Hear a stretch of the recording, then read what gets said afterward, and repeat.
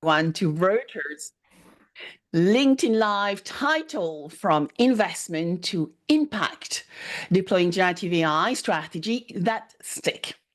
So I'm your host, Sabine van der Linden, and I'm thrilled to have an amazing panel with me this morning, wherever you are in the world. I think many of us are morning time right now, but let's get started with some stats. In an era where 30% of generative AI projects are projected to be abandoned after proof of concept by the end of 2025, according to Gartner. It is most critical than ever to navigate the complexity of implementing generative AI projects effectively. We have problems with poor data quality, inadequate risk control, escalating cost, and unclear business value. And to actually address those hurdles, we are going to dive into this webinar, LinkedIn Live, and talk about three things: demystifying the investment decision-making process around generative AI. We are going to share some top tips for successful generative AI adoption and explore strategies for scaling generative AI project and use cases. So I have an exceptional panel this morning, and I'm going to start with some introduction within the context of generative AI. So I'm going to start with Lisa Balboa, Head of Life and Health Digital Business Accelerators at Hanover Re. Welcome, Lisa. Hi, Sabine. It's a pleasure to be here with you and all our listeners today. Welcome. And so what does generative AI means for you in just a few words? It's a great topic. So for me, in my role, I support life and health insurers around the globe with integrating new technologies into their insurance products and propositions. So for me, GenAI really means the opportunity for more personalization and also more efficiency for insurers. So yeah, I really get excited about the topic. Wonderful. Welcome. Raphaël Gustave, Chief Digital Officer, Head of Client and Customer Experience at AG2R La Mondiale. Welcome, Raphaël. Thank you, Sabine, and very happy to be here. Welcome. And what does GenAI means for you in just a few words as well? Well, GenAI for us is clearly a breakthrough. For a company like mine, which has a couple of legacy challenges, it's definitely a breakthrough. Indrek Venu, welcome, Head of Conversational AI at Zurich. Welcome. So tell us, acquisition, you've been in Zurich now for a few years. What does GenAI means for you? So I think generative AI in general means that we're not just analyzing numbers like we did with big data and machine learning, but now we are analyzing and generating text. And I think it opens up a lot of really cool possibilities to do, of which we are, I think, now just scratching the surface, and excited to be on the panel. Welcome. And Peter Villion, Global Head of Data and Analytics at Allianz Partner. Welcome. Thank you, Sabine. Good to be here. And in a few words, to get started, what GenAI means for you? Really strong processing power to finally automate a lot of processes, do a lot of heavy lifting. A very good challenge to have. Really excited. So welcome. And so let's dive into setting up the scene and getting into really the role of generative AI in insurance. So Lisa, can you share with us some perspective as to how generative AI is transforming the life and health space within insurance? And what do you see as some of the emerging trends? Yeah, it's a really exciting space. So we see GenAI being explored right across the life and health insurance value chain. So from distribution into underwriting, engaging policyholders, and also on the claims side. So just to unpack a few of the emerging trends that I'm seeing in some of these areas. So first, distribution, critically important to insurers around the globe to actually build that connection with their customers and make those sales. So there are opportunities emerging for GenAI here. So for example, more bespoke marketing, so actually having marketing messaging that's more finely tailored to each individual customers through, for example, super app platforms, things like Instagram, WeChat as well. And also for the agents as well, there's real opportunities for them to actually use GenAI to be more efficient. Interestingly, in some markets around the globe, the number of agents is shrinking, But with technologies like GenAI, they could still serve the whole market and the customer base in a more efficient way. So it's that opportunity to merge digital with the human expertise. And I think that's really the trend that I'm observing, not just in distribution, but also areas like underwriting and claims. So how can we support our expert underwriters and claims assessors to understand the risk and also be more efficient so that they can spend time on the more complex cases? If it's an easy accept or decline for them, the system can flag that, but GenAI can then help them be more efficient through things like document summaries to actually drill down and work out which details they should focus in on. So I think it's a really exciting space to be in, not just for the technology itself, but also how do we blend that with all the people expertise that we have right across the life and health insurance industry. Yes, fascinating, Lisa. I was literally, over the past few days, diving into the trends for 2025. And with no doubt, AI is one of the winning spaces in 2024, particularly AI infrastructure. And as you said, generative AI for distribution, claims, and underwriting. So coming to you, Raphael, when you look at generative AI as a breakthrough technology, especially as we started, you mentioned you are transforming a legacy company to be modernized with new technology. Could you elaborate why generative AI is considered critical for your organization today? Thanks, Sabine. Yes, definitely, generative AI is a topic which is today at the core of many of our projects. It's the opportunity for us to start at the same time than competitors on breakthrough technology, where there is basically no history for nobody, and so we don't have to catch up on anything since everybody starts at the same time.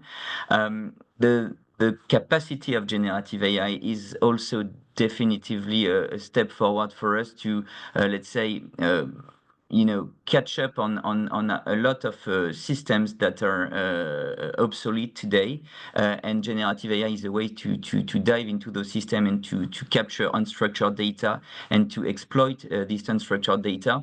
For us, clearly, we see it as an opportunity for two sides of the company: the IT side, because it's a way to document processes, to retro document, to try to reverse engineer some systems where we can catch up and understand what has been done in the past and which has never been documented. And it's an opportunity for the business, an opportunity to better serve our clients, an opportunity, as Lisa was saying, to give more power to our actuaries and to every topics which are related to statistics and mathematics as well. Of course, marketing is definitely for us a key area of opportunity, and so yes, again, it's a way to start at the same time than other on this topic. It's also very illustrative benefits of innovation for the employees, because it's very easy to use for employees, and so it's a very concrete way on how innovation can make their life easier. And if I had to take an image of how we see that as kind of an exoskeleton for employees, kind of a machine which help them become more strong and focus on the topics with more added value. Thank you, Raphael. Particularly when we actually start looking further at some of those trends in generative AI, I would say a subcategory which showed a lot of growth this year was chatbot and conversational AI. And for sure, marketing has been the space which has benefited the most today so far from leveraging generative AI, because you do not need to put client data. You can actually play with the system and actually start personalizing, customizing messaging. So coming to you, Indrak, at Zurich, and I've listened at length to Erickson Chan, who actually highlighted that Zurich started working with generative AI early 2023. When you look at the opportunity and how you are using generative AI, conversational AI at Zurich, where do you see it impacting the organization the most? Yeah, that's a very good question. So, as said, like we have at Zurich, we've worked with AI for a long time. I personally been in the chatbot space for almost 8 years. Co-founded AlphaChat, a startup that Zurich acquired in 2021. So I've seen sort of the promise of AI come and go, and now with generative AI come again. And I think this time it is different because the technology is just so much more powerful and useful. When we look at the opportunities that generative AI brings at Zurich, then I think, we can broadly put it into two buckets. One is the efficiency bucket, but the other is the growth bucket. And I think like if we look back, with the advent of ChatGPT released, almost 2 years ago, then clearly we saw that, I think 2023 was all about, proof of concepts, people, trying this out, like what can we do with it? What can we not do with it? Where does it fit or where does it not? And then, of course, this year it has become a lot more about ROI. So where is the benefit? Because these technologies, they always come and they're marvelous, and they feel magical, which definitely it does. It's a really cool moment. But then from the business point of view, what's in it for me? Like, how can I use it? What's useful, right? And so the way we look at it at Zurich is that we have multiple initiatives that we have already been developing in-house. That's of course driven the obvious use cases for efficiencies, searching internal documents, providing more information, making things easier to access, optimizing processes.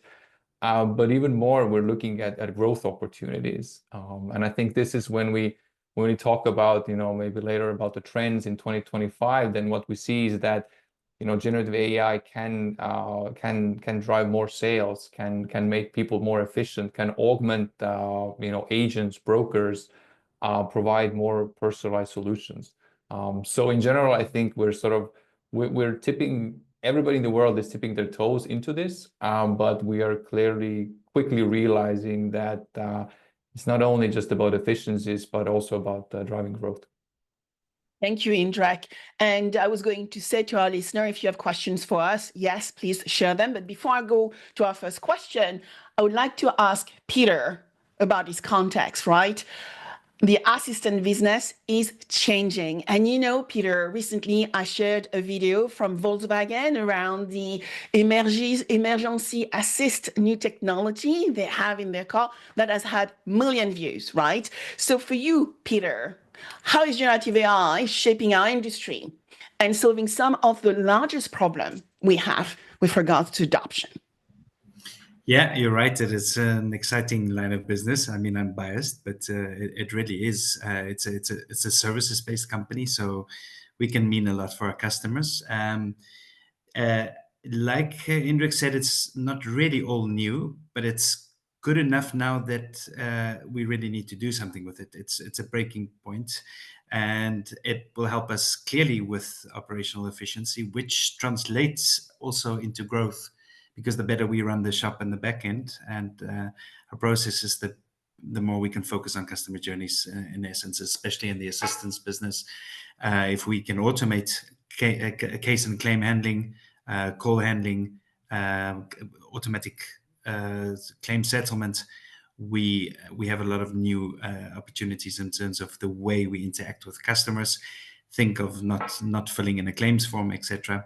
So it brings a lot of opportunity. And I mean, the most important thing is, I think Indrek sketched it correctly, is not to go into a POC. I think the technology works. It's not about proving a concept, it's about implementing. So therein lies its own challenges, and that's what we're focusing on. Thank you so much, Peter. So we are going to move into demystifying investment decision-making within generative AI. But as we are going to go into that topic, why not answer Tony's question, which is, with the high cost of creating effective AI-based solution, and probably will come to you, Indrek, first, and the skill needed to do that, how do we prevent only a few very large players to dominate? Yeah, I mean, good question. So I think in general, I mean, when we look at the large language models that power all of these applications, then clearly, this is an area where, yes, you have You have a few large players who, have pockets deep enough to train these models, and, the cost we've seen go up and up. But then again, you have open source models, and this is the cost of using these models is coming down. It's clear. It's the law of markets. There's competitors, and the cost is coming down. And you also see that many of these LLMs have kind of maxed out on their performance. Like, you don't see that big jumps. Of course, once you can move to video and image generation and those other things. But when you talk about really like text understanding, reasoning, it seems like kind of we're hitting a plateau. But that really doesn't matter, because these models like are good enough, affordable enough, and the key is that you want to utilize them in your everyday work. And then you can either take models, you can fine-tune them for your own use case, train them, use RAG, like all of these things, just make it useful for your own business. So I think, yes, you have a few large players, but there's the open source movement, and the costs are coming down. So I'm just all about taking the technology, utilizing it. It does change. Models come and go, they become better, and then new ones always come. But at the end of the day, it's your business that you're running. You know it best. And I think you can utilize different models from different providers, and there's plenty of room for improvement and growth ahead when you start deploying these in production. Yeah, yes. And I remember, and that was probably 6 months ago in Drag, I was reviewing a piece of study and statistics around the usage of generative AI. So ChatGPT 3.5 was $0.1, right? Nearly nothing cost-wise. And I think ChatGPT 4 around was $4 per queries. And that was already 6 months ago. So I think even my costs are completely changed. Am I right already?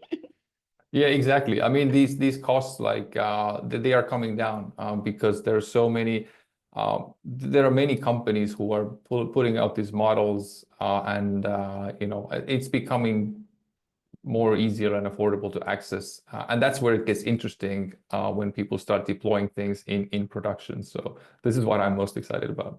Yeah, that's superb. So let's go into demystifying investment decisions. And I'm going to come back to Lisa to get into, how you go about doing it, right? What is your partnership approach when you think about generative AI investment? Are you focusing on investing capital in solution, or are you securing proof of concept early with those tech companies? Yeah, I think it's really important to have a clear strategy here. And in terms of the investment side, I'll probably answer this from the capital perspective. So where is the business can actually invest resources or fund particular projects in this space, rather than the funding insurtechs, as we've been mentioning, that there is another option there. So in terms of that, and Indrek touched on this, I think it's really important to be guided by what's the business value that can be delivered, and even one step back, what problem are we trying to solve? So it's a great question that Tony asked, and I was reflecting a bit on that as well, and thinking, what is that way that we can actually use AI to deepen our own core expertise? So as a company, what are you really great at and known for? And can GenAI be a solution to help you further deepen those expertise and cement your foothold there?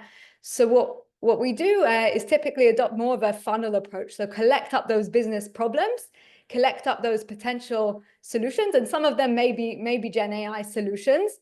And then from there, actually, we do adopt more of a POC, POV, pilot and scale approach. Not to say GenAI needs a POC. We know GenAI and its capabilities, but a POC on the specific business problem. Could we solve it using GenAI? So as a tangible example, let's say maybe the business problem could be something like a medical underwriter. They could be spending a lot of time looking through their underwriting manual. So could we build a chatbot? That would be the POC stage. Could we build a chatbot that interfaces with that medical underwriting manual to help solve that problem? So the POC is, can we build it? And that's quite easy to test, as we know the capabilities of this technology. But then onwards from there is the POV stage. So what value will it add to that person? And we need to start to capture that.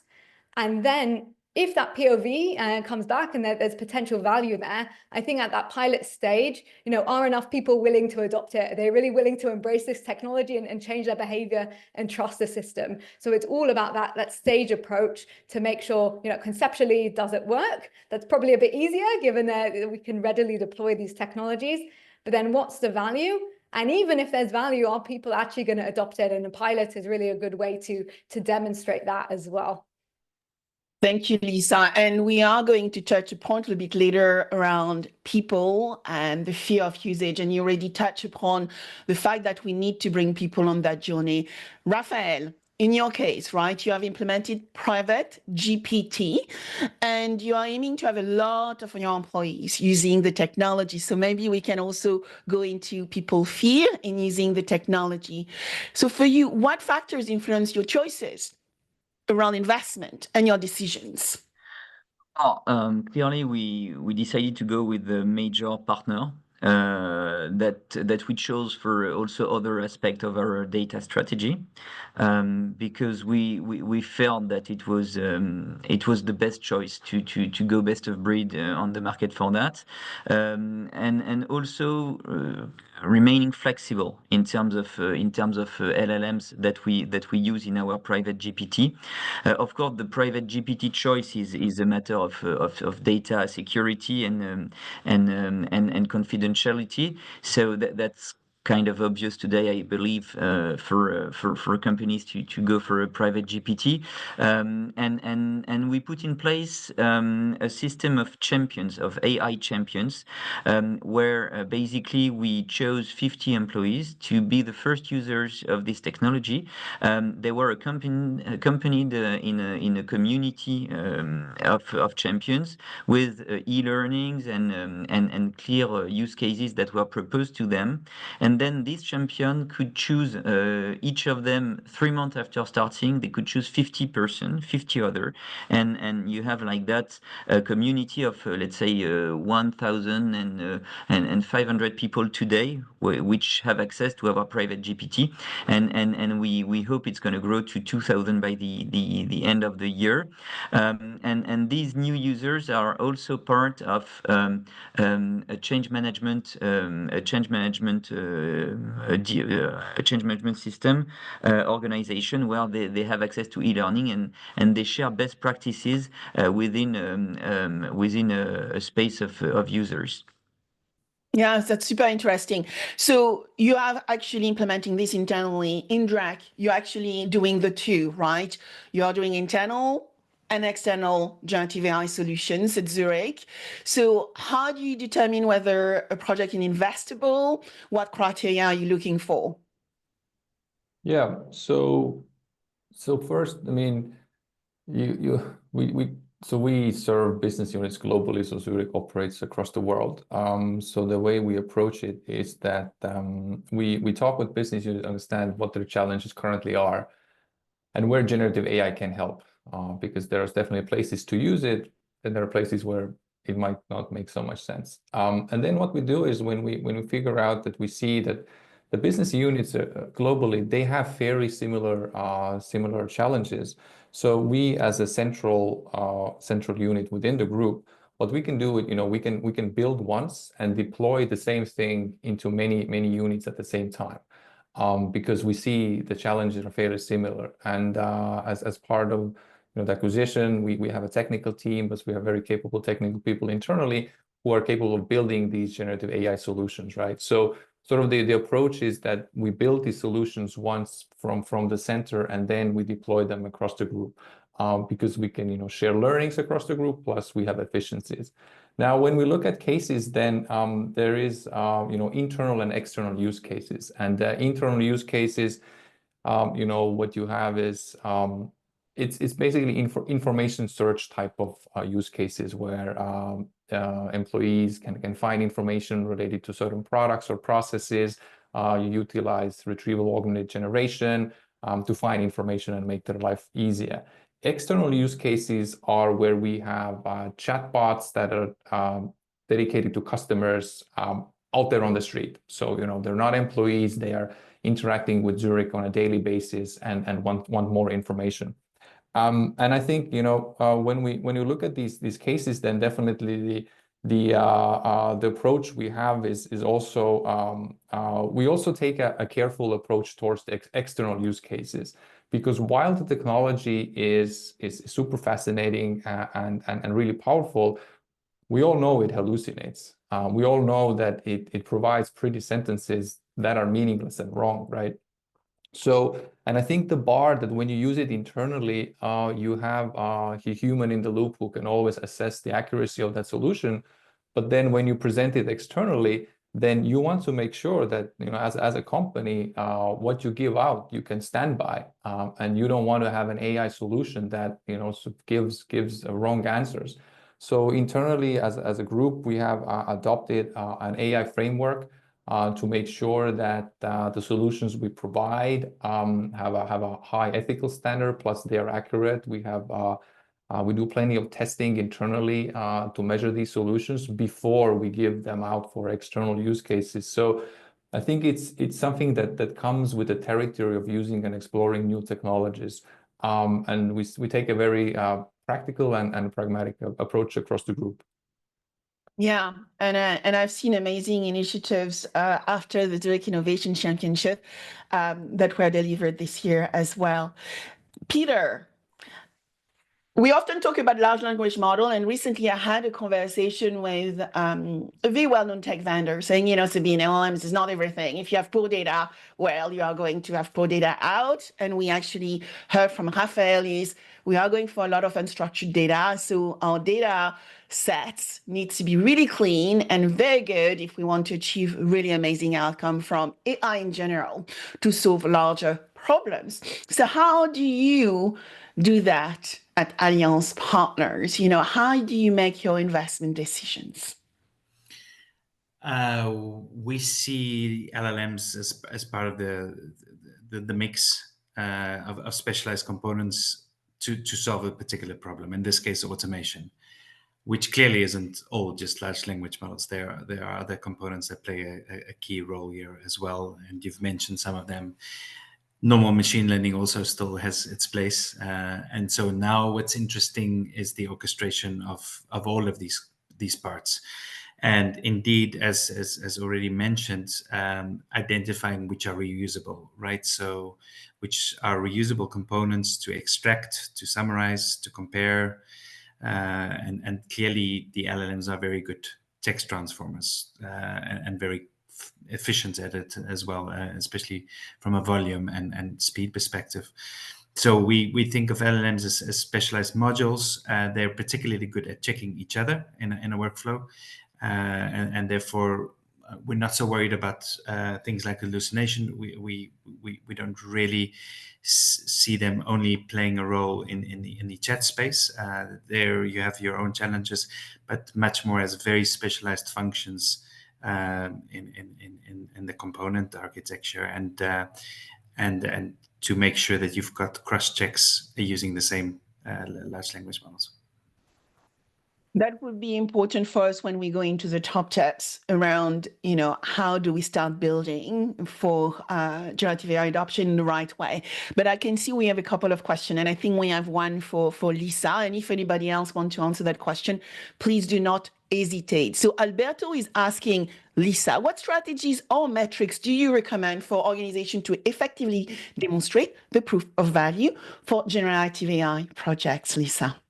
Yeah, it's a great question. So I think first, to set your metrics in advance so you're not biased. So like number one top tip, like what value are you trying to measure? And you need to align that in terms of what success looks like for the value ahead of time for that project. So that's number one on the strategic side. In terms of tangible metrics, it depends on the project, but things like time saved, cost saved, which is from an efficiency side important, but also is there a way to capture better quality of outcomes? So if you think through this example I was mentioning earlier, where maybe you have a chatbot that's looking something up from an underwriting manual underwriting guide, or any sort of chatbot solution, is the actual quality better or worse than the traditional process? So rather than trying to replicate the traditional response, you could be thinking, is there a chance also to enhance the quality? To the points mentioned earlier, because of hallucination risk, that may not be the case, but really thinking through from the value side,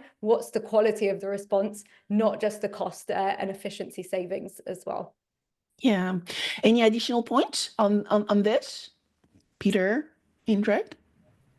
I would add, I would say, indeed, like Lisa said, once you get going, you forget, you only have one chance to take a step back and really think what you're solving for, and that's a bit more challenging than you would think. To get the exact metric that we're optimizing for is, in this case, quite a big goal. It's not just improving something; it's really reducing costs. Otherwise, it's probably not worth all the investment. So it's important to think of automation rates, leakage, accuracies, straight through processing rates, etc. So and define that up front, not just from an individual metric perspective, but from an overall objective of what we're trying to achieve.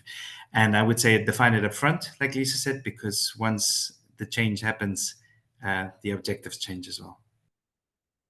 Thank you, Peter. And Raphael, I have a couple of questions for you, which we can combine into one, right? So for private GPT, did you take LLMs from marketplaces and train it or them with your own data, or did you build your own LLMs? And then the second part is, how long did it take to put into production, and what were your main challenges as well? Well, thanks for the question, Sabine. We are using LLMs from the market, so we do not train. We do not build our own LLMs. We do train them. So we have several agents that we fine tune for different usage of the employees and of the users. Yeah, sorry, what was the other question? So the other part of the question is, how long did it take you to put this to production, and what were your main challenges? Well, honestly, it was quite quick, given let's say our habits in terms of software developments. So it was also for that a very good example of how the test and learn approach can be of added value. I believe a few months have been necessary to put in place the tool, the private GPT, and then the first users were pretty quickly embarked on it, on this let's say a first circle, a first tier of 50 champions within the organization. Superb. So let's go into finding the tips and providing some example of success stories around generative AI adoption. And I would like to start with Indrek here, because you have actually implemented Policy IQ, Guideline IQ, and many other solutions within the Zurich environment. But I think we need to help people understand the value of architecture. So can you explain what actually RAG is? Because I'm getting that question a lot, actually, Indrek. What is retrieval augmented generation, and what key factors do we need to consider when we go into deploying generative AI? Yeah, good question. So RAG, in a sense, is how do you make the large language model take into context your information? Because if you ask the LLM vanilla out of the box something specific about your company, then it wouldn't know about your processes. But with RAG, you essentially you index the data that you want the LLM to know about, and then you give that specific information to the LLM, and the LLM comes up with an answer. And I think RAG I think it has definitely emerged as like the most sort of prominent tool to use for this knowledge or information retrieval bots in organizations, because it's a relatively straightforward way of how you can provide good information, and nobody really is training their own LLMs or even fine tuning. You just use RAG, right? So that's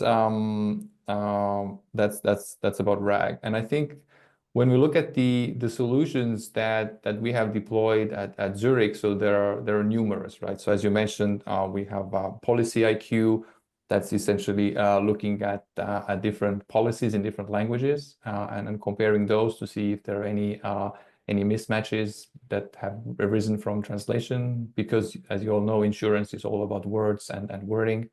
And then we have also solutions like Guidelines IQ for getting specific guidelines for certain processes.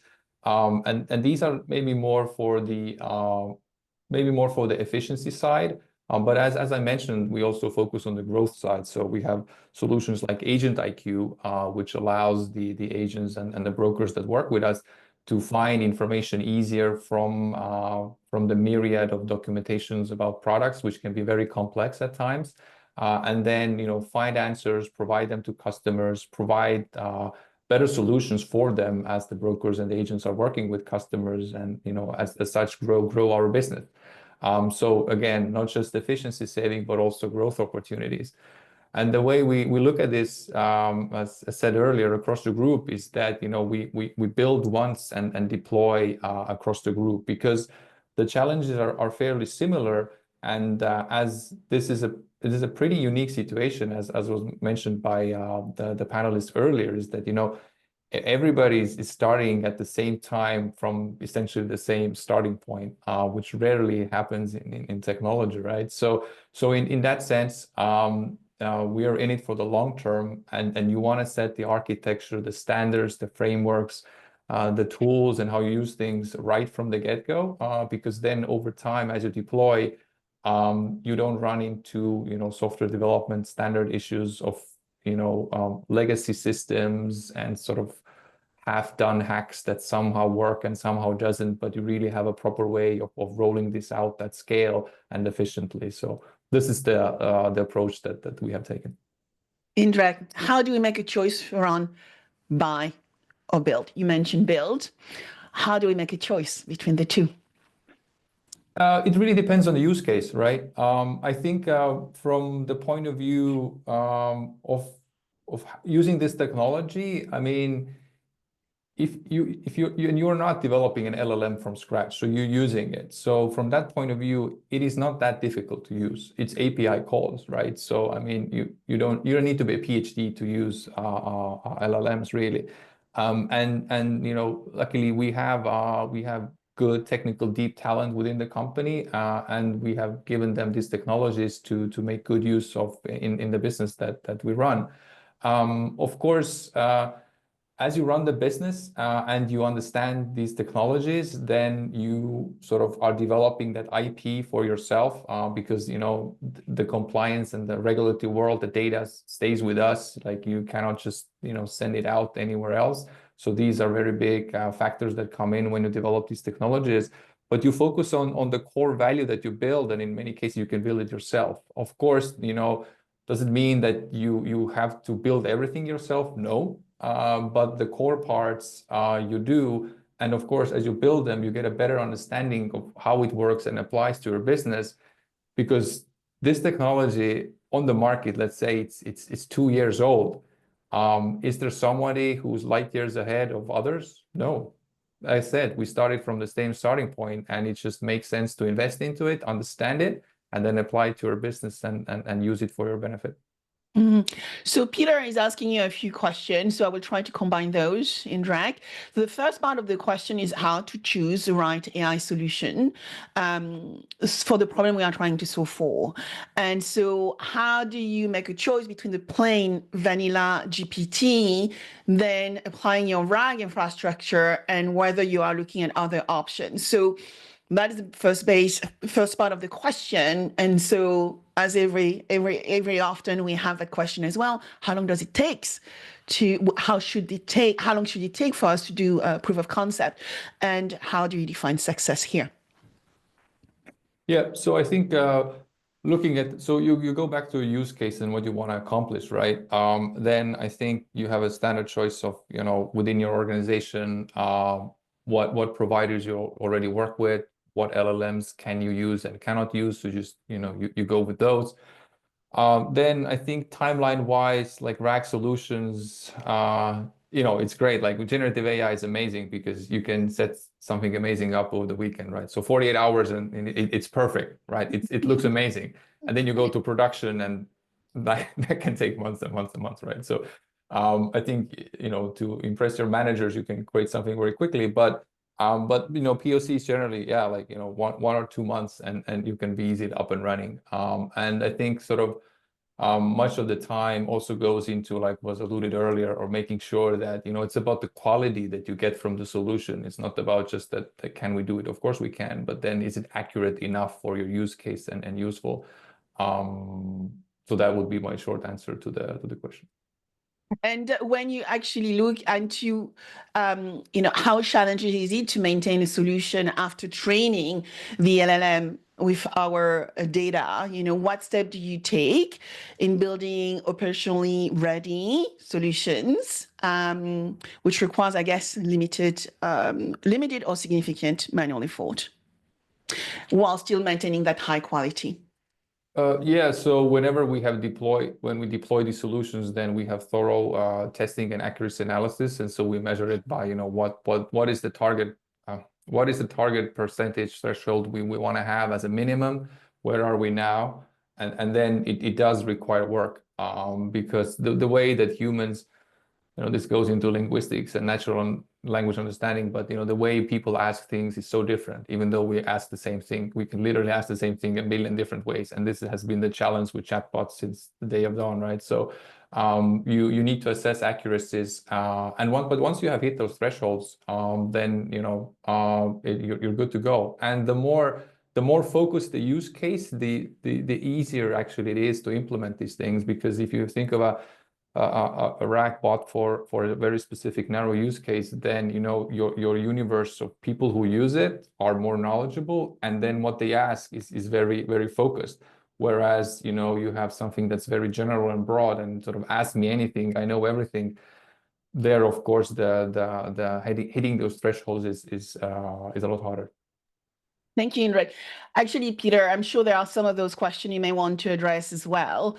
But I would also like to add to that is when you actually do generative AI implementation, and you are trying to orchestrate microservices-based architecture and integrating chatbot, voice bot, and all of the above, what best practices would you look to implement in your organization? It's good to get your APIs based on an ontology. It's good to make sure that your backend engineers are aligned with the team that's deploying your LLMs exposed as endpoints. It's good to have good orchestration, as you've mentioned, so that you can version, benchmark, analyze, test, simulate, and deploy workflows to production, which is basically, as I've mentioned before, a myriad of components, and establishing a ground truth as well for your LLMs, so that you can update your prompts and your instruction sets towards your LLMs based on that. So those are both the engineering as well as the LLM specific sort of tips I would give. Make sure that you think of this as a very complex operational system that needs a lot of monitoring and analytics on it, and you essentially have a complex workflow that contains a lot of LLMs, and you need to make sure that your backend architecture caters for that. So the way to think about it is the boundaries. What are the groups of processors and transformers you're building, and how can you reuse that across your organization into different uses? So one of the things I'm quite against is just thinking of use cases. It actually distracts us from solving the real problem, and the real problem is figuring out what functions do we need to perform, what tasks do we need to automate, how do we orchestrate it, and then you could think of multiple spin-offs rather than use cases, instead of starting at a very narrow sort of way of thinking of a use case. So it's twofold. It's thinking of a very concrete goal, like Lisa mentioned, but then at the same time think about the architecture as a platform to be ready. Think of an Uber-like business. How do you make sure that you can serve the world? And then you can have different spin-offs from that. Thank you, Peter. Raphael, you have been focusing your effort as an early adopter within your organization on using generative AI tools to actually help your employee become more efficient, gain, productivity benefits, serve clients better. How do you manage the risk and ensuring smooth implementation of generative AI capability within your organization? Clearly, I believe security of generative AI, hallucinations that were mentioned before, etc., is clearly a key risk and a key topic for companies, because the question is, what is your tolerance to hallucinations when it comes to information that you pass over to a client? So for sure, on this topic, we have some, let's say, at this stage we are in the reflection stage. We have work groups which are in particular working on hallucinations and how do you broaden the use of GenAI. Again, we made the choice of a private GPT to keep the information secured within the company. We made the choice also of a progressive deployment to ensure control over the use of the tool, and definitely this for me is given that there are a lot of things that we don't know about the technology, which is only 2 years old, as it was said just before. We need to keep a close eye on all those risks and make sure that we don't let any situation slip, and also make sure that you respect the compliance aspect, which is key as well. Yeah, absolutely. Compliance, regulation which is evolving, right, with the Artificial Intelligence Act and the principles to actually ensure ethical and responsible artificial intelligence deployment. Lisa, we talked about your funnel approach earlier, proof of concept, proof of value, and, solving the right business problems. So when you look at your generative AI adoption at Hannover Re, what are the top tips you are prepared to share with us? What is maybe a real world example you can pass to us as well? Yeah, happy to share. So I think first of all, and this speaks to some of what we've been saying so far, the number one top tip is don't assume generative AI or even tech is the answer to the problem. So that would maybe be a number one top tip. But if it is the answer, and this talks to Peter's point, even if it may be the answer, like the orchestration, as Peter was saying, is still critical. So just because it may be the answer with GenAI or a tech solution, you still do need to think through how to integrate that. And then you may find actually it's not the answer. So that would be one, a bit cynical. But of course, we know that there's loads of opportunities and areas where GenAI will be the answer and can be deployed within the business. I think second top tip would be to stay agile. So don't fall in love with the solution and that particular solution, fall in love with the problem that you're trying to solve, and fail fast or pivot as quickly as possible. It's such a fast moving landscape. If you could pilot something, as we were saying, and do a POC in 2 days as opposed to 2 months, and get to the end of those 2 days and think, oh, this doesn't have potential, or I do need to pivot, that's always going to be preferable as well. And I think the third top tip would be to consider to partner up to de-risk this fast-moving area. So we've heard from, for example, Raphael, Indrek, the build versus buy, internal, external. There will be cases where you do want to build internally and do solutions. There can also be other cases where partners can help to de-risk the process. So I guess partners both in terms of, insurers could be partnering with reinsurers who may have lots of different pilots going on. But also as a reinsurer, we need to think through who are complementary partners that can, align with our expertise and allow us to get ahead here. So good tangible example, I think you mentioned might be nice to share that, Sabine. So an example of a partnership here, for example, in the digital distribution space, as I was mentioning earlier on, in China, we've partnered up with an insurtech to help us launch this online merge offline way of distributing business. So essentially an experienced insurtech that are already working with established players, and they're able to actually help support our insurance clients to use AI and generative AI for more personalized distribution, more targeted upsell and cross-sell, and we can provide those risk expertise. So it's about thinking through, where are you going to go deep and build your own, and where are you going to partner up because someone else has complementary capabilities, which in this case could be on the distribution front end, whereas a reinsurer, our core expertise is more around the risk assessment piece. So hopefully that helps to bring it to life a little bit. Yes, and what I hear, Lisa, here is also that the role of the advisor distribution is changing. And so new roles are going to emerge. And I think it's going to be really important for us to be aware. It's going to be across the insurance value chain, life, health, P&C as well. So can I also ask you, because you've done this implementation in China, how do you ensure this type of implementation remains scalable and deliver long-term value for your organization and your users? And I will use the term users because the role of that user is changing. Yeah, I think the scalability is really important.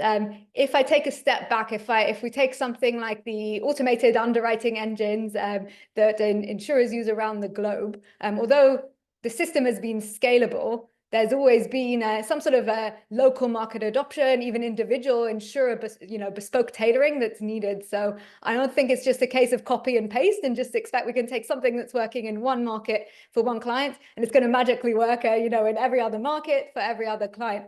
I think what's key for the scalability piece is understanding how can we build that core and those learnings. That means we can then bespoke the remaining parts for the specific needs of the insurer, the specific needs of their target customers, as well in that particular country and what they're looking for. So we may find that we do get greater scalability with something like GenAI, but I personally wouldn't expect that we can simply build something that's going to scale across the world overnight. I think it's still going to be a lot of effort for us to scale that up, and we should be prepared and already be starting to think, how are we going to solve that challenge? Yes, indeed. And Raphael, with your focus on data strategy and ensuring clear, clean data usage, how do you scale AI, generative AI application at AG2R La Mondiale? And what challenges have you encountered on the way of that, I would say, digital transformation? We're still digitally transforming. Definitely. Thank you, Sabine. Clearly, one aspect which is key for generative AI within our organization is data. As we are the product of several mergers, we have data which can be replicated 80 times within our organization. And you can imagine that, of course, across those replications, you have also some business processes which are attached, and the ownership of data, the responsibility of data across the group is not today completely defined. So one strategy that we are implementing is implementing a data mesh governance, which is a way to empower businesses on the responsibility of their data, the data quality, etc., and to make them grasp the magnitude of the challenge. We also implement use cases, several use cases across the organization, which aim at helping the business, grasp the benefits of AI. We have use cases in terms of marketing campaigns, of course, automation of marketing campaigns. We have businesses, we have use cases across distribution. How do we help our sales force, let's say, better sell our products, do some cross-selling, some upselling, thanks to AI? How do they make the next best offer to the clients? Of course, customer service is also key. Definitely, we are implementing a chatbot based on generative AI. We are also helping customer service, let's say, work on automating certain tasks, such as the intention capture. When the client is on the phone, what is his mind? How can I better help him through? And how can I, let's say, summarize the conversation in the system, and helping the customer service, let's say, gain precious time about that. So one aspect is clearly data quality, data ownership, and also the importance of data within the organization. The other one is what is this data is used for, and for that we have these use cases based on generative AI. So, Raphael, how do you see generative AI transforming legacy companies, right? Big companies, and, looking at us, employees, workers, how do you see our job changing in the future? Well, I think that for companies like ours, I mean, we are a life and health company with retirement products. So we have contracts and general terms and conditions, which goes back to, let's say, 50 years. And for that, generative AI with a natural language request on the guarantees of a given contract can be a major leap forward for our employees. So that's, for me, it's clearly a key to help us grasp and capture the added value of all this data, which is stored for years and years within our archives. In fact, they are not always systems; they are sometimes paper archives. So this is clearly a way to exploit data which is very old. The other, and also for the employees, I have a quite positive outlook on how it's going to influence our professional lives. I believe that it's going to avoid us processing automated tasks. It's going to make us gain some time and focus on added value tasks. It's going to do the 80% which is painful and allow us to do the 20% which is, let's say, of quality and of added value, of human added value. So I'm rather positive about that. And in a company like mine, which is very focused on human value, I don't believe it's going to cost any, jobs and so on. I believe it's going to make the job more interesting and ultimately, because there is a principle of symmetry of attentions within the company, if the employees are happy, the clients will be happy, and that's what really matters to us. Yes, I so much agree. We always have human in the loop in everything we do with AI. But what I can also see is, some questions which may actually require, for me, a lot of time to read all your annual reports, right? I can now find out what I should be talking to you about next year by just putting all this into a GenAI system. But coming to you, Peter and Indrek, and I'm going to start with Peter. We have a few questions here, and I would love to hear your future trend as well, Peter. But if you could weave into your answer, what data governance practice and data technology would you recommend for, legacy organization? And how do you look into implementing new models to enhance fraud detection and prevention? I think this is important, as we are able with AI to do much more and not even realize we are talking to a machine. Yeah, the first one's difficult. I would say be careful of investing too much on top of legacy. It's possible. It's completely possible. The LLMs by themselves can function independently. You can build API interfaces even with legacy systems. The data governance part is also quite easy. You don't need data to be aligned. But if you're really serious about leapfrogging, moving the needle, you should reconsider your legacy infrastructure as well, because it becomes more microservices, more smaller systems, more specialized functions. I think you can see this with sites like Hugging Face, where you have libraries of very specific text processes. So that's on the technology side. On the second part of the question, Sabine, just remind me on the second part. Yes, the second part was around, when we start looking at new models to enhance fraud detection and prevention capability. Yeah, your traditional machine learning still plays a role because the visual inspection parts of it's actually pretty good. And then when the LLMs come into the fraud equation, is actually interpreting that and checking that against standard policies or inconsistencies. So you could use traditional visual inspection. Most of the large players have those libraries. Those are quite good for understanding if any documents have been tempered with, and then you go into a behavioral set of checks. And your LLMs are incredibly powerful, and they do various types of checks, from utilizing their reasoning capability to checking inconsistencies and summarizing basically what is happening. You can use historic data for this as input as well to identify any outliers or patterns. It's particularly good at that. Yeah. Well, thank you, Peter. Indrek, just a few last words around your top trend and actually emerging threat as well you see from GenAI potentially. Okay. Not just trends, but also threats. Well, I think, agentic systems are something that everybody's talking about, and it definitely be a trend in 2025. How you can harness LLMs as agents to do things more autonomously. I think it will be a lot of trial and error, but there definitely will emerge use cases where you can use them.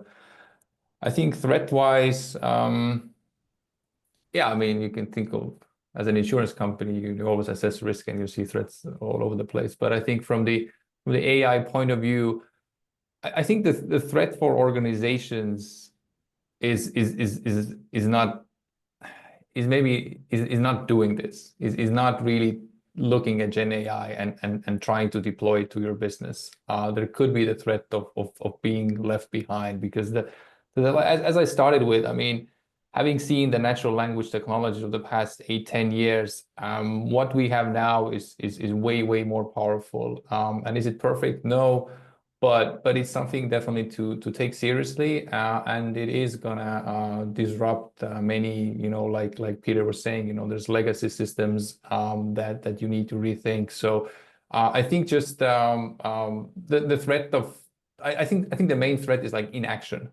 If you are just a follower, and that's why I would encourage just get your hands dirty and try things out. And then the field is moving super fast, and trying to keep in touch is almost impossible with everything. But just go with the flow and try it out, apply it to your business, and it will definitely reap dividends from that.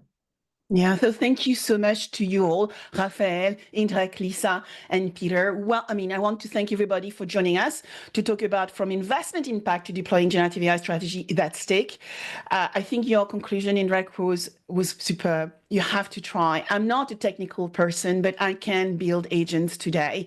So technology has moved to the business. It's moving super fast, but start with the end in mind, not just build for the sake of building. Learn that it has to deliver value. You have to make a choice between build and buy. But at the end of the day, it will actually drive an amazing transformation, not only in insurance, but across industry. So thank you very much for joining me today. And I hope the conversation was insightful for all of you. Until next, bye-bye. Thanks, Thank you, Sabine. Sabine. Bye, everyone.